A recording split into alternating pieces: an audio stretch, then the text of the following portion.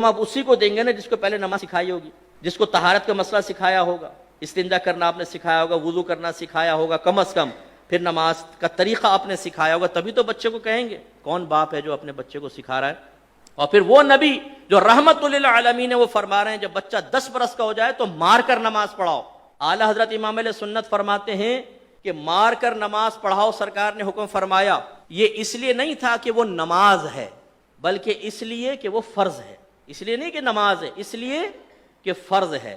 جب فرض اصل ہوا تو اس کا مطلب یہ ہوا کہ روزہ بھی چونکہ فرض ہے، اس لیے باپ پر واجب ہے کہ جب 10 برس کا بچہ ہو جائے اور روزے کی طاقت رکھتا ہو تو سختی کے ساتھ اس کو روزہ رکھوائے، اور اگر 10 برس میں باپ سختی نہیں کرے گا نماز اور روزے کے بارے میں تو وہ گناہگار ہوگا، مکروہ تحریمی کرے گا۔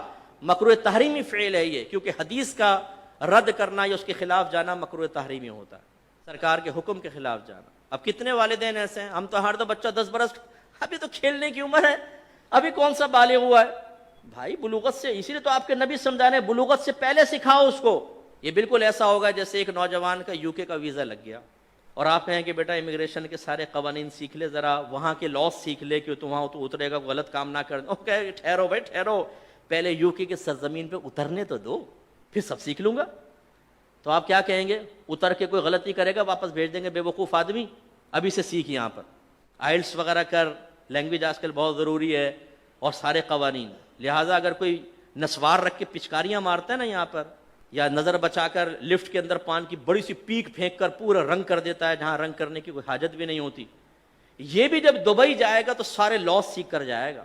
وہاں کبھی ایسے نہیں ہوگا کہ ایئرپورٹ پر اتر کے کسٹم شیڈ کے ساتھ ہی پچکاری مارے بولے کیف حالک، سارا سیکھ کے جائے گا۔ وہاں کیسے تمیز آ گئی بھائی؟ کیوں پہلے آپ نے سیکھا؟ اس لیے کہ مصیبت سے پہلے اس کی پروٹیکشن، اس کے تمام معاملات سیکھنے چاہیے۔ یہی ہمارا مذہب کہہ رہا ہے۔ غفلت کا عالم یہ ہے کہ بچہ، بڑا افسوس ہوتا ہے کہ سرکار تو 10 برس کے بچے کو کہتے ہیں سختی کرو، ہمارا یہاں پر 27 سال کا نوجوان فجر کی نماز میں پڑا سو رہا ہوتا ہے اور باپ کی تیوری میں بل نہیں آتا۔ وہی بچہ اگر 5000 کا نوٹ گما کر آ جائے، اوئے ہوئے باپ شرلی پٹاخے کی طرح جائے گا چھت کی طرف۔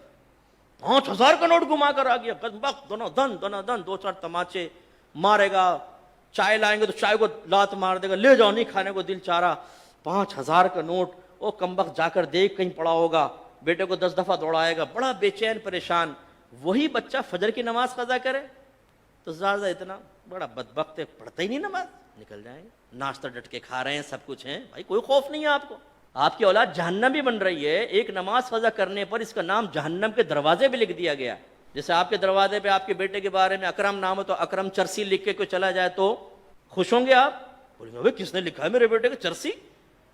حالانکہ بیٹا ہو بھی نہیں، لیکن چرسی لکھنا ہی آپ کے لیے بڑی تکلیف کی بات ہے۔ اور آپ کے نبی فرما رہے ہیں جس نے نماز جان بوجھ کر قضا کی اس کا نام جہنم کے دروازے پر لکھ دیا جاتا ہے، لیکن باپ نہیں پھڑکے گا۔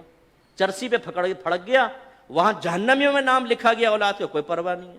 بیوی پڑی سو رہی ہے، خر خر خراٹے لے رہی ہے ساری رات میں، تھک گئی ہوں جی میں، اس لیے فجر کی نماز نہیں پڑھ رہی، کوئی تیوری میں بل نہیں آتے، بھائی اٹھو نماز پڑھو، گھر میں بے برکتی اور نحوست ہوگی۔ تو معذرت کے ساتھ کتنے ہم میں ایسے بیٹھے ہوں گے کہ جنہوں نے کئی مہینے سے فجر کی نماز نہیں پڑھی ہو؟ کتنے ایسے بیٹھے ہوں گے جن کے کئی سال تک گھر میں قرآن نہیں کھلا ہے، یا اس نے خود نہیں کھولا ہے؟ فرصت ہی نہیں۔ سیکھیے خدا را، اصلاح کیجئے، احکام شرعیہ عملیہ سیکھیے، اپنے بچوں کو سکھائیے۔